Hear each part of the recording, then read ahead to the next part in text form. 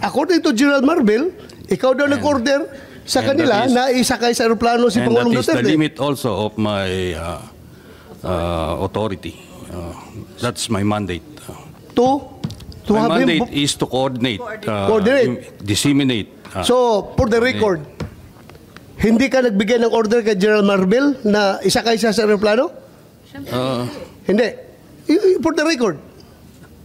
For the record, I am not the authority to order the arrest, to order the boarding of the plane. Categorically, did you or did you not give the order to General Marvel? No.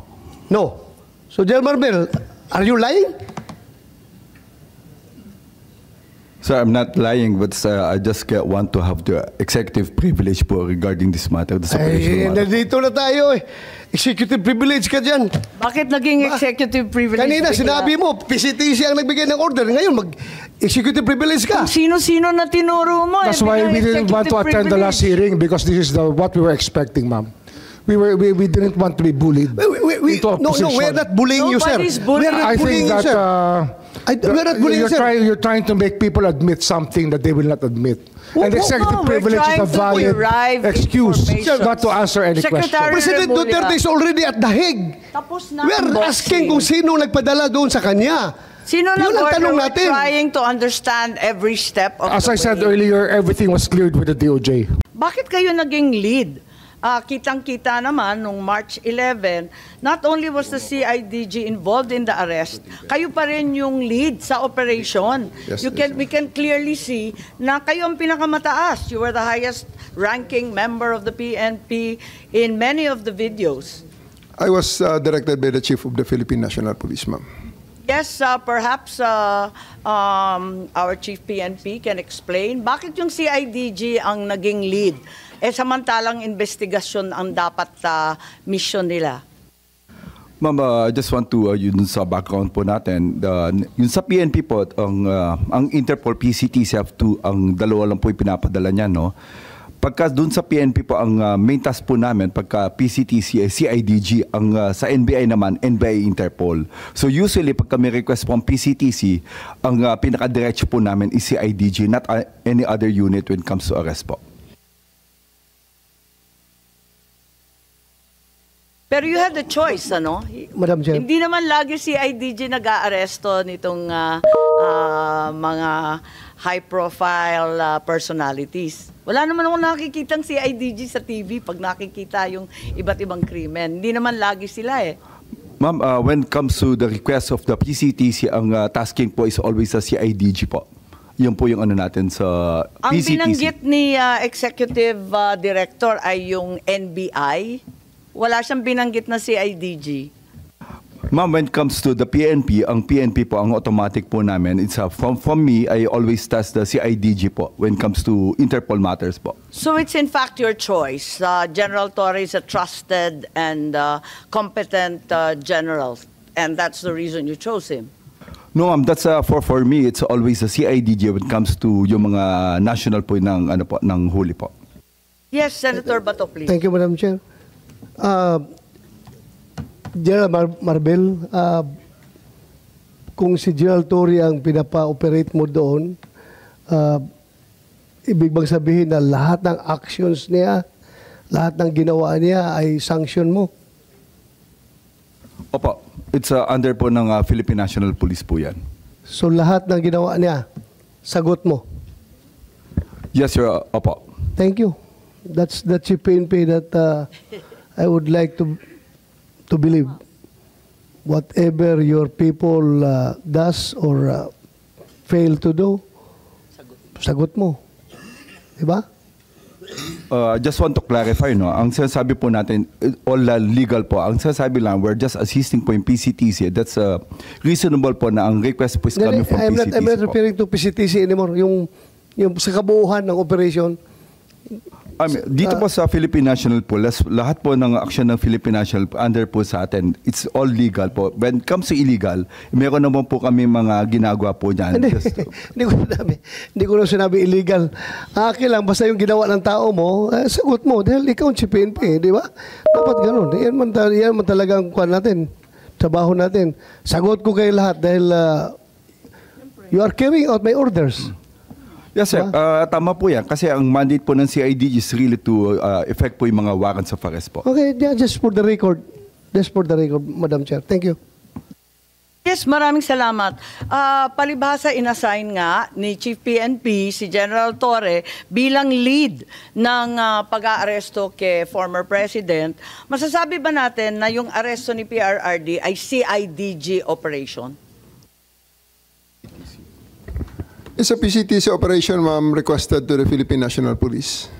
Pero kayo ang lead. So ikaw ang masasabi natin. Kitang-kita naman doon sa video, kayo nagmamando, sangkatutak yung pulis, pero kayo yung pinakamataasang rango.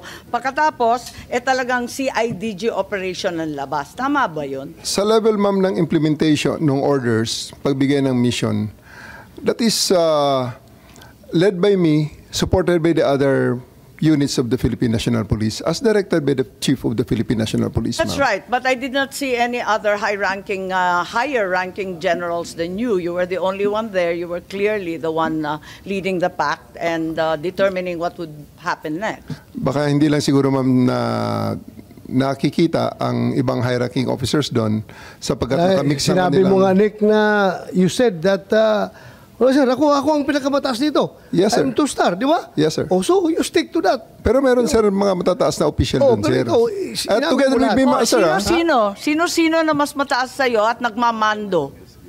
Wala naman kasi kaming narinig. Ikaw lang ang nandun. Wala namang masama kung ikaw ang inassign. Di syempre, gagampanan mo, di ba? We are under the direction of the Chief PNP. He was there personally. Ang pag-implement lang, sir, ng actual arrest ay ang aking ginawa, and I operated under that direction to ensure the proper service of the warrant, the observation of the law, protection of the arrested person, and ensuring his safe delivery sa kung saan man siya pinapadala sa akin. So, simple lang. Was it a CIDG operation? Yes or no lang po? Para no, ma'am. That's a PNP operation.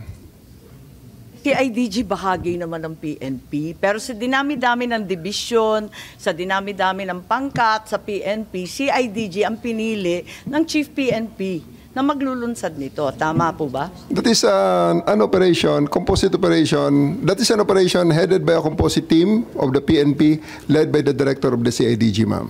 So, who gave the orders to have President Duterte transported to The Hague? Sino nagbigay sa'yo ng order? Sir, my order is to serve, the order that I received from the Chief of the Philippine National Police is to serve the warrant and ensure his delivery to the 250th Wing, to the team that will deliver him to The Hague. On the nuances of the higher authorities, I may not be privy to that information. Okay. Hanggang doon lang sa 250. Sino nagpadala sa kanya sa aeroplano? Nagpasakay sa aeroplano? The order for me, sir, is to deliver him to the team that will deliver him to The Hague. And sinong team na yun? Na-establish naman natin, sir, that it is done by the Interpol. Interpol? Sinong Interpol doon? Sinong Interpol doon? Si Ambassador Lacanilaw? Si Lacanilaw nag-order sa'yo na isakay sa aeroplano? Sir, I think we have already established. Yung order ko is for me to deliver him to the 250th Wing and deliver him to the team. Okay, nandun na siya sa 250th Wing. Ngayon, pinilit mo siyang ilabas. Nakita ko pa yung matanda, humawak sa lamisa. Ayaw siya magpadala sa'yo. Ayaw niyang sumakay sa aeroplano. Sino nag-order sa'yo na isakay siya sa aeroplano? Can I defer the questions, sir? The answer to the questions to the SOJ, considering I have a team you of are the one there. Wala si SOJ doon. Ikaw ang nagkarga sa kanya sa aeroplano. Kaya tinatanong kita, who gave you the order? Still, sir, I take my orders from the Chief of the Philippine National Police. So, Chief PNP, you give the order to have former President Duterte board the plane? Ma'am, I think that from the very beginning, the DOJ's advice was sought on every step of the way. Yes, sir. We gave the clearance to serve the warrant of arrest. I am asking them because they are on the ground. Sila ang nag-implement doon. Kaya, Chief PNP, you give the order to the CIDG? The order of to the CID is really to assist the PCTC when it comes to arrest po. So, sino nagbigay ng order kay General Torre na ipasakay sa aeroplano? It's always the guidance that ang ano po namin is really to assist ang PCTC po. Kaya nga, PCTC. Were you the one who ordered the boarding of President Duterte sa aeroplano? Yes, General Alcantara, please. Mr. Senator, Madam Chair, I've said from time to time that my mandate is to coordinate our law enforcement agencies to comply with the requirement of the Interpol. Correct. I believe you, sir. Coordination ka lang. Yes. Coordination ka lang. Pero sinabi ni General Marbil na ikaw daw nag-order sa kanya. That is the limit of my power. Yeah. That's the But limit. according to General Marbil, ikaw daw nag-order sa kanila na isakay sa aeroplano si Pangulong And that is the Duterte. limit also of my authority. That's my mandate. To My have him. mandate is to coordinate, Coordinate. disseminate. So, for the record, hindi ka nagbigay ng order kay General Marbil na isakay siya sa aeroplano? Hindi. For the record.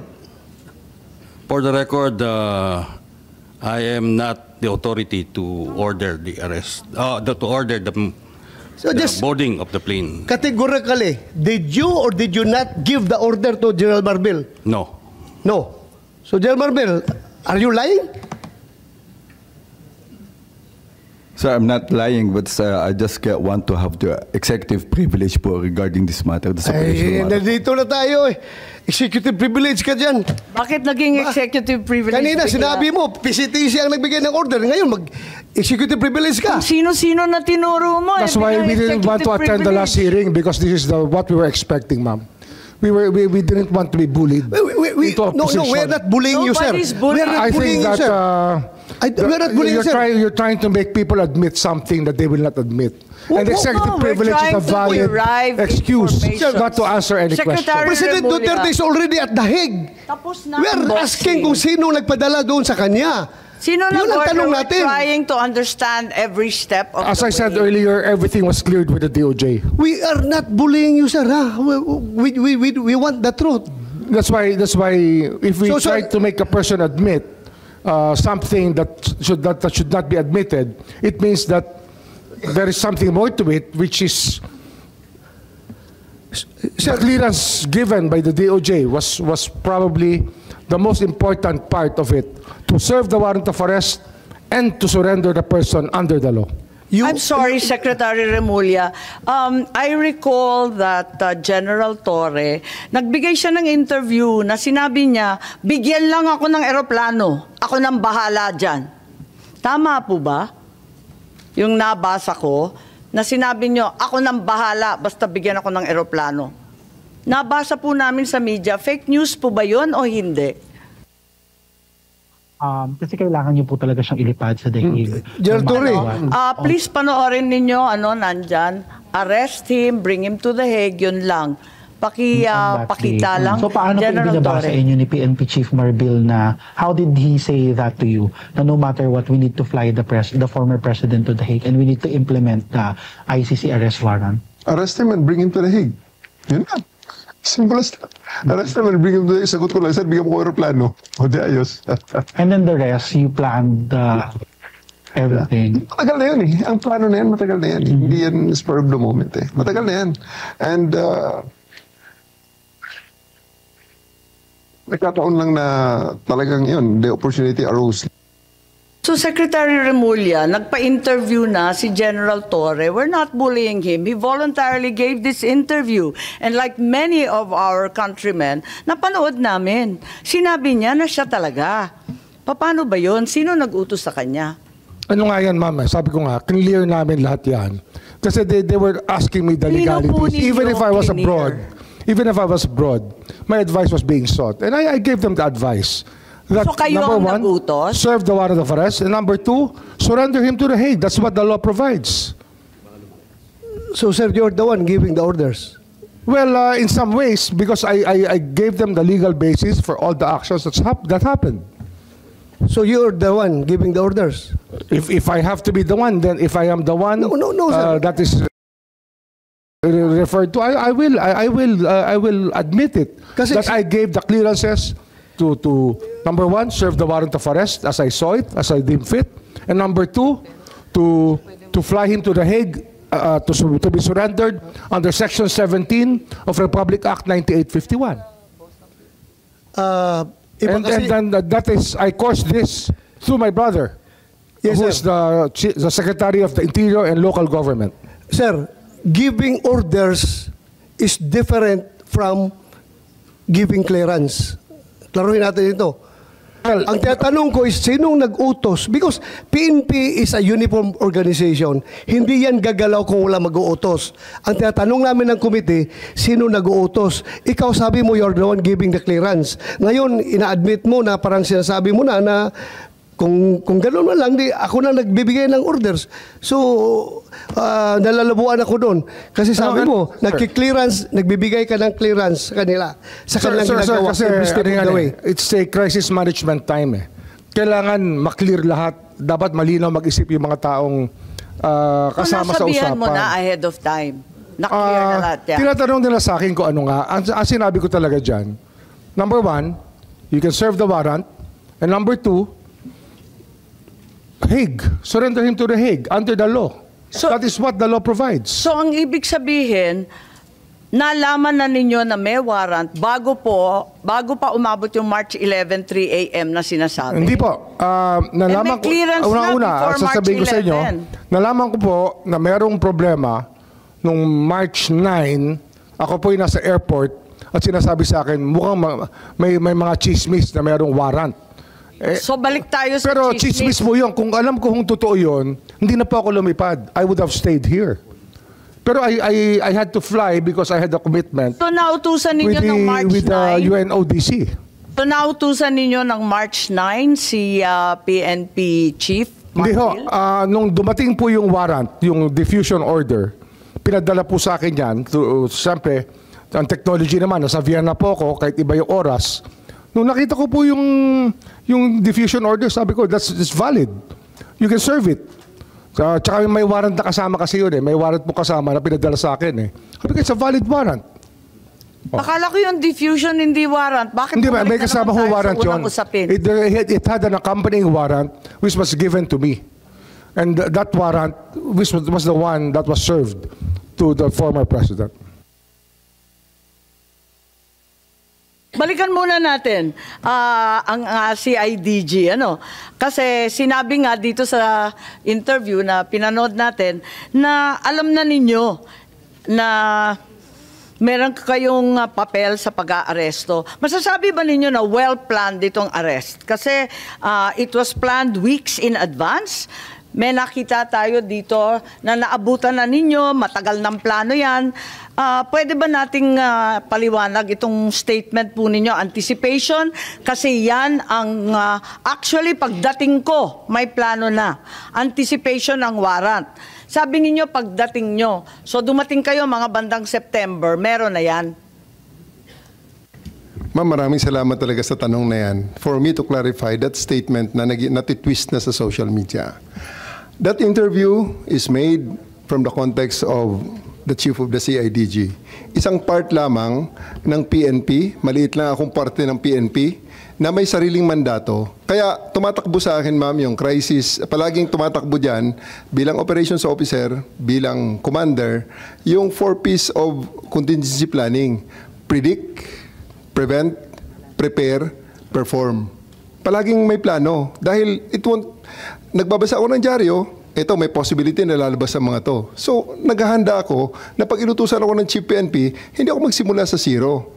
So, it's not about anything, about sinister or anything, but it's just part of my job to plan for it. So, ano ang mga dapat pag may lumabas may mga wanted person, in-anticipate natin lalabas ang warrant. So hindi pa dumarating yung diffusion notice no March 11, may plano ka na. Hindi ko po dinidinayan, ma'am. Part ng aking trabaho ang mag-prepare ng contingencies. Tama, para pag hindi naman nautusan kita ako, nakaredy binibintang. po yan, ma'am.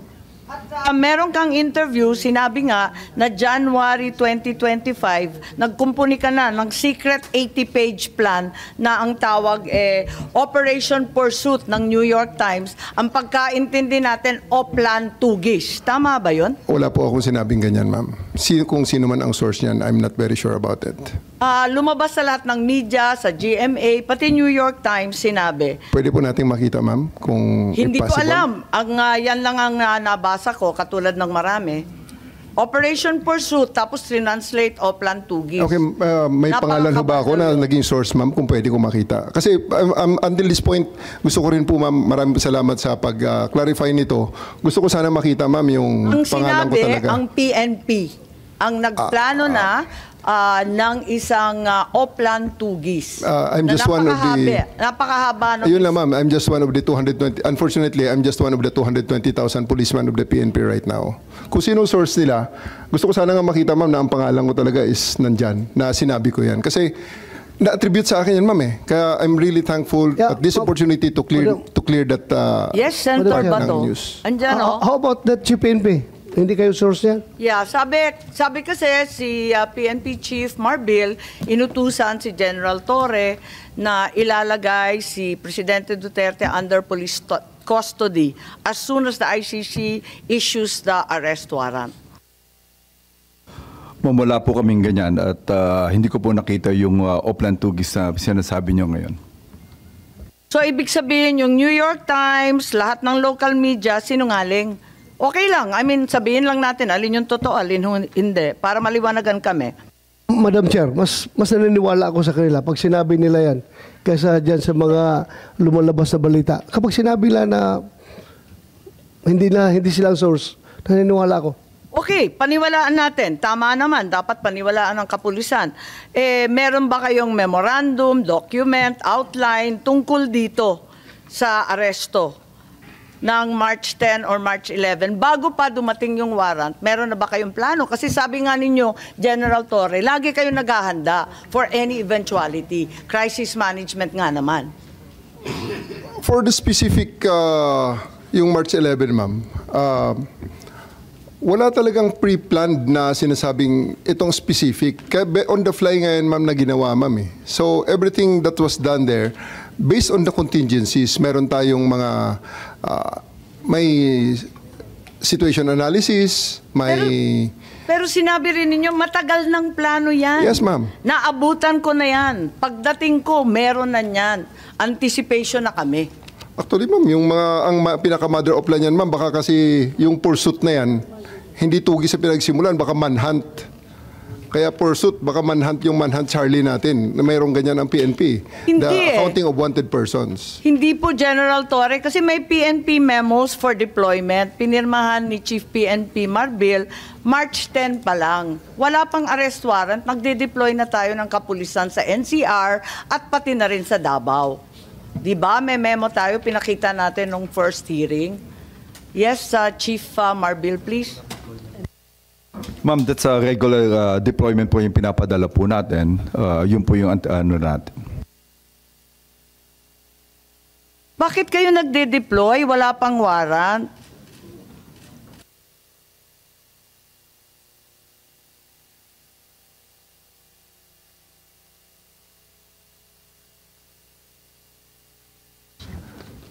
That's already part of the contingencies. Kasi hindi naman natin madi-deny na napaka-high profile ni PRRD. Ito na nga, may preparation na may probability na lalabas itong order na to.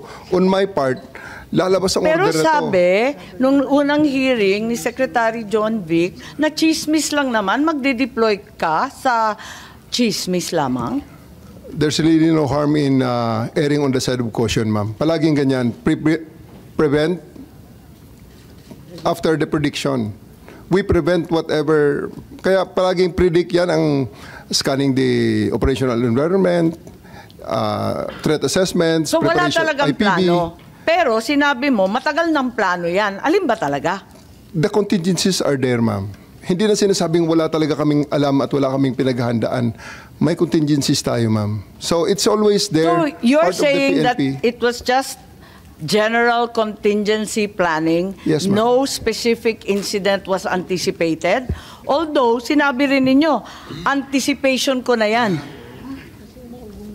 Pagdating nung mga... Anticipation ng warrant ng ICC. That's very specific po. Ma'am, hindi siya generic contingency planning. Opo. Part na ho ng aking trabaho na ma'am yan, nakita ko na, sabi ko, nako, paano pag nautusan ako bigla, lumabas ang warrant at i-implement ito. Nasa Hong Kong ang ating subject. So, that's all part of the anticipation already and the So in contingency fact, there was a planning. plan. Ma'am? So in fact, there was a plan. There was a- Kasi nag-anticipate na kayo na Ina-adjust magkakaroon na lang. ng warrant. Ina-adjust natin ang contingencies, ma'am. Ina-adjust ko ang contingencies so that pagdating ng specific na order Kayo sa lang ang akin, nagplano mag-isa sa buong PNP. I'm the head of the CIDG, ma'am. I have, Pero kayo lang ang nagplano I have ng 2,000 operation. people. I have 2,000 people under me. Sir. I understand, General, and we respect the CIDG for its outstanding track record. Kaya lang, tinatanong ko lang, kasi sinabi ninyo na iba-ibang grupo ang nagkumpune ng task force o kung ano man ang tawag doon, na iba-ibang bahagi ng PNP, hindi lang naman CIDG, kasi ayaw ninyong tawagin na CIDG operation. Sino-sino pa ang kasama sa planning dito sa anticipation ng ICC warrant? Thank you very much for the praises to the CIDG, ma'am, first and foremost. Ako rin, ma'am, ang naglabas ng mga request na ito po ang mga components na kailangan, ang mga makakailangan ko at Sino-sino ma-engage po? just in case na ito ay it will come down. So if you have seen, meron doon mga Special Action Force, kasi nga, ni-request ko ang mga yon. I requested them through the Chief PNP. Sir, I need Special Action Force. I also need the NCRPO to stand by on alert na ang kanilang mga civil disturbance management ay mag-ready rin just in case na magkaroon ng mga rally, magkaroon ng mga mass movements, ready rin kami So kahit papano, hindi totoo na walang plano kasi may anticipation ka na eh. At saka Definitely, ma'am. nananawagan ka na sa iba't Definitely. ibang tropa. Definitely, we are denying that plan from the context of being sinister and really plotting against the former president. It's not like that. We are just making sure that the PNP will be up to its mandate of protecting the peace and order and the well-being of the citizens, even though this an event as controversial as this goes down. So Chief Marbil, tama ba inauthorize ninyo na tawagan yung iba't ibang pangkat ng PNP si General Torre? Siya nang namahala ng lahat. Ma'am, ako po ang in charge po ng Philippine National Police. I just ordered General Torre to prepare. Yun po yung contingency natin. Kasi we heard from the news coming from the former president that there will be an ICC. Pero iba-iba na yung mga grupo na tinatawagan niya, hindi na si IGG lang. That's ma'am, dun sa atin sa ano natin, meron po yung power ng CIDG that's really to help from other units po. Okay naman po sa Philippine National Police po yan.